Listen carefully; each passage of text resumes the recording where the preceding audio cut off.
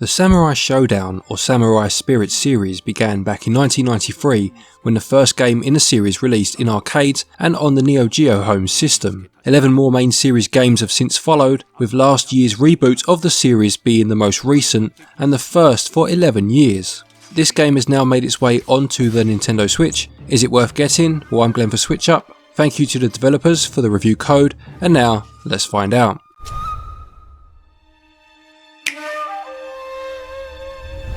The Samurai Shodown series has always been known for having quite a heavy emphasis on weapon-based combat, and this theme continues through into this latest iteration. As mentioned briefly, this serves as a reboot of sorts, taking place in 18th century feudal Japan, a year before the event of the first game. You have a choice of 17 characters and must partake in one-on-one combat against an opponent. There is a tutorial included, and whilst it's a pretty standard show you a move, you try it, move on to the next, I did find it more useful than in most fighters purely because it showed the range of more defensive moves that were available and quite essential to learn if you wanted to make good progress. These moves included a guard, or just defense as it's called, that if timed perfectly will negate any damage taken from blocking, a stance break which can be performed after a perfectly timed just defense and will set you up to move from defense to attack, a dodge move that can see you become invulnerable for a few seconds if performed correctly, and a more traditional counter-attack move that can see you potentially disarm your opponent.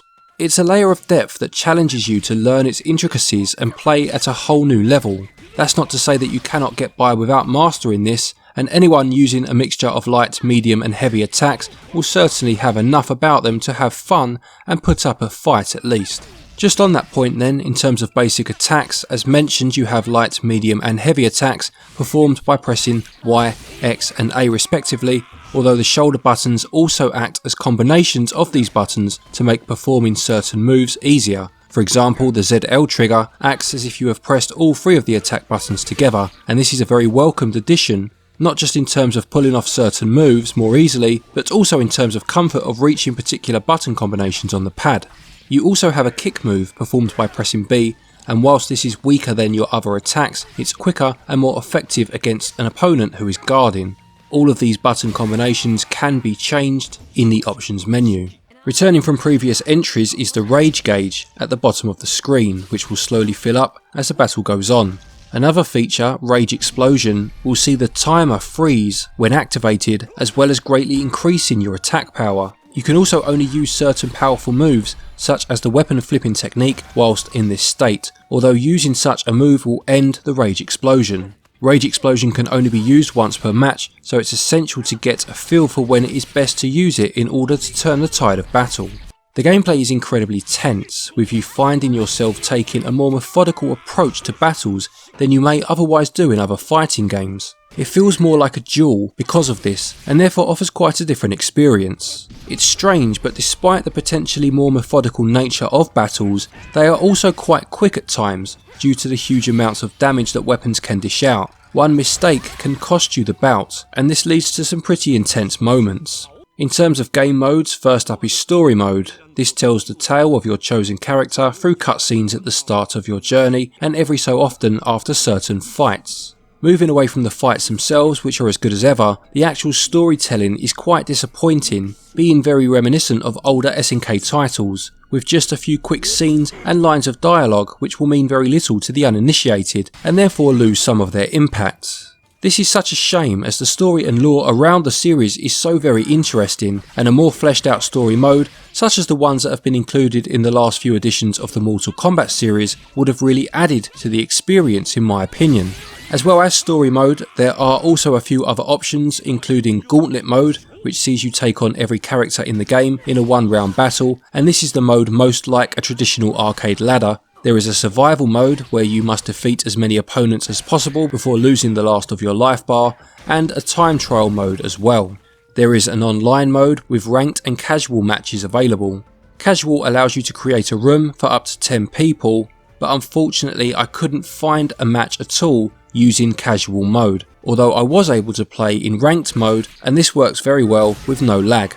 There is the Dojo mode, which sees you take on an AI controlled ghost version of a real person's character.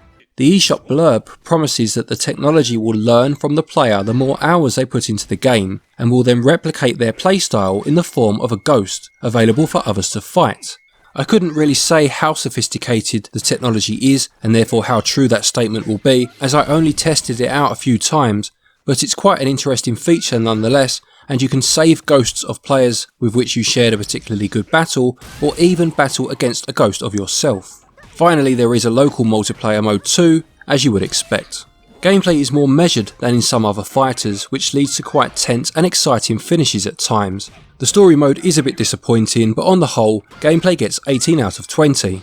Controls are quite easy to learn, and most people should be able to pick up enough to get started. I also really appreciated the clever use of the shoulder buttons to serve as button combinations, and they also score 18 out of 20. Samurai Shodown was made using the Unreal 4 engine, and I've heard that this decision was taken after negative feedback regarding the visual look of the company's previous fighting games, King of Fighters 14 and SNK Heroines Tag Team Frenzy. The result of this is fantastic chunky character models that have a look about them of having been drawn onto tapestry, with brushstrokes used to carefully apply both muscle tone and shadow. I also really liked the use of the thick black outline around the characters. For me, it just helped to define them further and make them more prominent against the backgrounds. What also helps this game aesthetically is its setting. Personally, I cannot think of many more beautiful places to set a game than feudal Japan, especially a fighting game where the background is such a major part of the experience. It's just you, your enemy and the land around you. The juxtaposition between the brutal, bloody fight playing out and the quite wonderful serene environments is definitely a huge credit to the game. In that respect, it reminds me in some ways of the 1973 Japanese classic movie Lady Snowblood. The use of a graphical style that replicates traditional woodblock painting techniques to display certain cutscenes and menus again just authenticates the look and feel of 18th century Japan.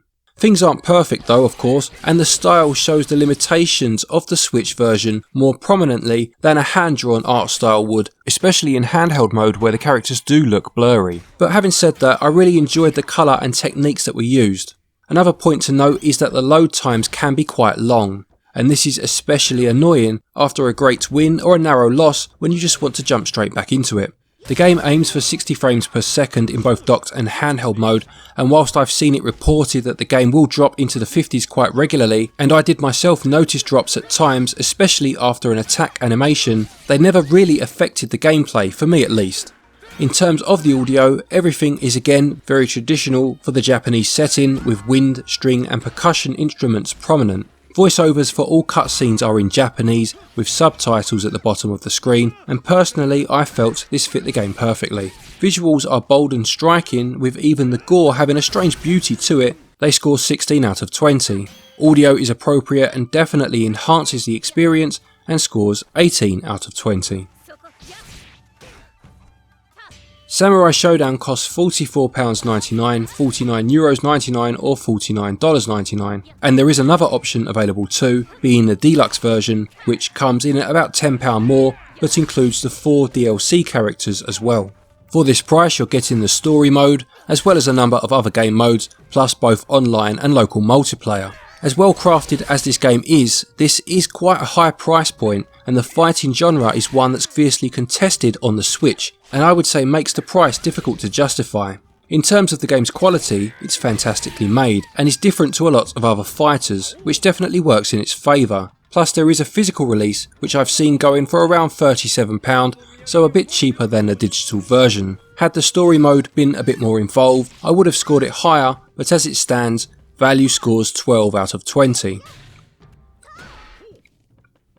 To conclude, Samurai Shodown is a great continuation of a unique and interesting fighting series. Its gameplay is equally slick and tense at times, and is definitely a lot of fun. A story mode that feels a little archaic in all honesty, frequent load times and a high price point are a shame, but an art style that I really enjoyed despite its occasional flaws, and that intense gameplay were enough to pull things off nicely.